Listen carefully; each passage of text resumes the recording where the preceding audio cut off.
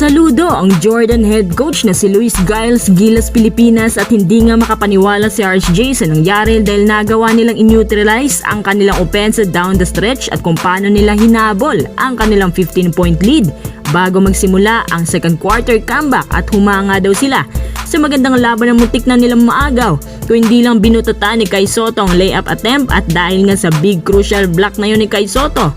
And of course, that crucial 3-pointer ni KQ na isa sa pinaka nagdala ng highlight sa larong to.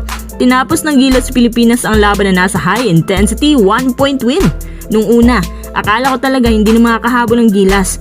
Alam nyo ba na ang Jordan tumitira ng 85% sa 3-point field at 75% na yan ay galing po kay Freddie Ibrahim. Sa unang quarter kasi nagpabaya lamang ang Gilas Pilipinas sa kanilang depensa kaya lagi nilang naiiwan si Ibrahim beyond the arc 8 of 8 from the field. Sobrang slow start nga sila pero si coach team na natiling kalmado. Kapansin-pansin din nung pinasok si Juan GDL at uminit si Kai Sotto, naging magandang takbo na kanilang opensa dahil sa initiation nito sa court. Since first quarter, habol ng habol ang Gilas hanggang sa totoong laban ay nagsimula talaga sa hulihang quarter na kung saan ay muntik pa ang maagaw ng Jordan ang panalo dahil sa 5 seconds violation ni Scottie Thompson. Mabuti nilang talaga't naipasok ni KQ ang 3-pointer na to at todo hiyawan ng mga tao sa arena.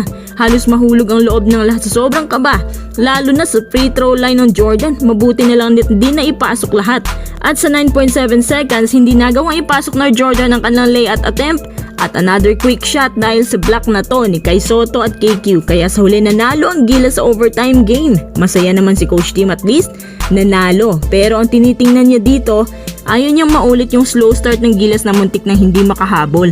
Kung titingnan mo ang stats ng Gilas ngayon, mas marami silang opensa sa paint kaysa sa score outside.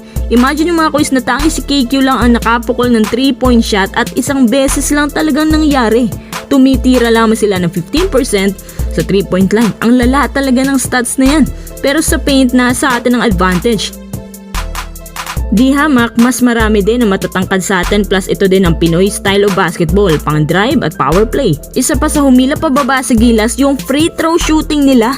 Si AJ Edo lang talaga yung nagawang tumira ng 4 of 4 sa FT.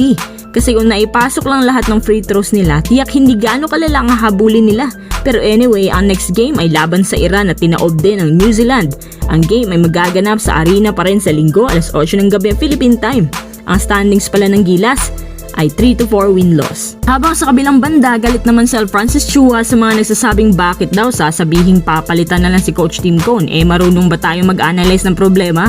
Kung makapagsabi, akala daw natin marunong mag-coach. Kung sa bagay, tama naman si boss. Pero syempre, hindi mo talaga maiiwasan na merong mga ganitong komento ang fans, lalo na tuwing natatalo. Pero nagbigay din naman ng mabigat na pahayag ang Gilas fans tungkol dito. Ayon sa kanila, karapatan daw nila magbigay ng opinyon at lahat daw ng opinyon ay tama. Concern lang din sila sa ating national team dahil nga naniniwala sila na punong-puno na raw ng pamumulitik ang ating sports especially pagdating sa basketball. Alam niyo naman mga quiz na kahit hindi tayo eksperto, malaya tayong nakapagkomento ng naayon naman sa resulta base din sa ating nakikita. Anyway, lahat ng opinion ay tama kung walang halong paninira. In fairness naman na pinaliwanag ni Sto Badwa kung bakit di dapat palitan si Coach Tim sa pagko-coach sa Gilas. Alam niyo ba na hindi naman pala talaga kasalanan ni Coach Tim na limitado ang Gilas roster? Dahil meron daw mga tao sa loob ang ayaw sa ilang mga hakbangin na gagawin sana nila. Si Coach Tim ginagawa lang din niya ang kanyang trabaho. Hindi naman niya kasalanan na hindi available ang ibang players kasi merong ibang priority. Tapos may mga injuries. Minsan natatalo pa dahil sa maling decision making na ilang players so hindi mo siya masisisi.